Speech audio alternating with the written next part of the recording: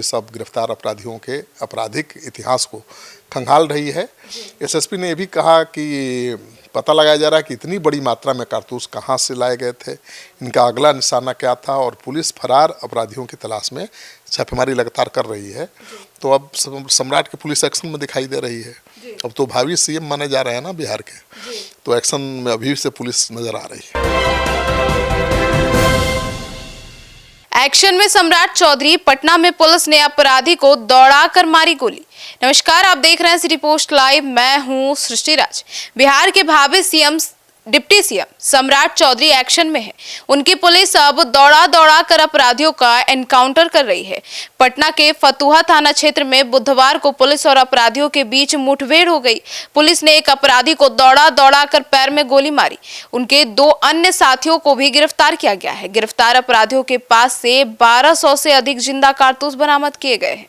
अब क्या है ये पूरा मामला, इसके ऊपर विस्तार में जानकारी देंगे chief editor Shrikant Pratyush sir. Sir, Samrat Chaudhary action में है और उनकी पुलिस तो दौड़ा दौड़ा कर अपराधियों का एनकाउंटर कर रही है। पुलिस तो ऑपरेशन लंगड़ा चला ही रही है और ये एनकाउंटर हुआ है बुधवार की शाम में। फतुहा पुलिस और एसटीएफ को सूचना मिली थी कि फतुहा के नयका रोड से सिरपतपुर जाने के वाले ग्रामीण पथ पर गोलियों की डील करने 4 तस्कर पहुंचे हैं।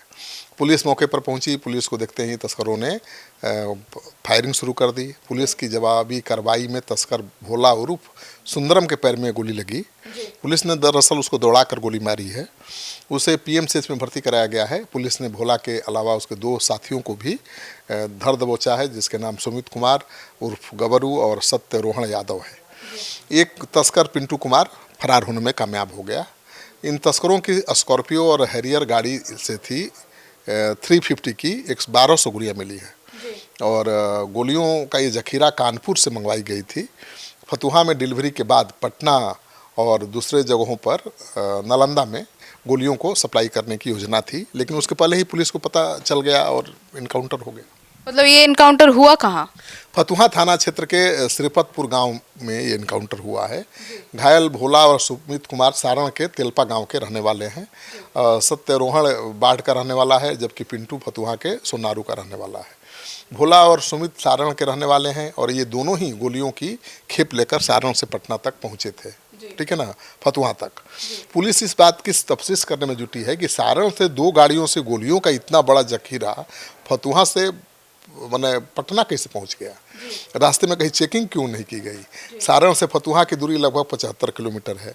इतनी दूरी में कहीं भी चेक पोस्ट पर इनकी चेकिंग क्यों नहीं हुई, ये बड़े सवाल है ना। सर, तो ऐसे में अब इतनी दूरी के बाद भी चेकिंग नहीं हुई तो अब प्रशासन पर तो सवाल उठ रहा है। बिल्कुल। मुठभेड़ की सूचना मिलने के बाद एसएसपी कार्तिकेय शर्मा पहुंचे थे वहां पर।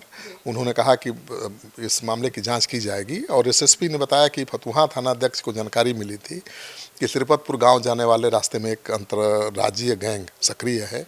वो भारी मात्रा में गोलियों की सप्लाई और हथियारों की डीलिंग करने वाला है। हमारी टीम ने उनके मंसूबे को नाकाम कर दिया है। पुलिस अब गिरफ्तार अपराधियों के आपराधिक इतिहास को खंगाल रही है। एसएसपी ने यह भी कहा कि पता लगाया जा रहा है कि इतनी बड़ी मात्रा में कारतूस कहां से लाए गए थे, इनका अगला निशाना क्या था, और पुलिस फरार अपराधियों की तलाश में छापेमारी लगातार कर रही है। तो अब सम्राट की पुलिस एक्शन में दिखाई दे रही है। अब तो भावी सीएम माने जा रहे हैं ना बिहार के, तो एक्शन में अभी से पुलिस नजर आ रही है। तो सुना आपने, तो अब एक्शन मोड में तो पुलिस है। अब देखना होगा कि इस पूरे मामले में जांच में क्या कुछ सामने आता है। फिलहाल इस खबर में इतना ही। आगे की खबरों के लिए जुड़े रहिए हमारे साथ और देखते रहिए सिटी पोस्ट लाइव। धन्यवाद।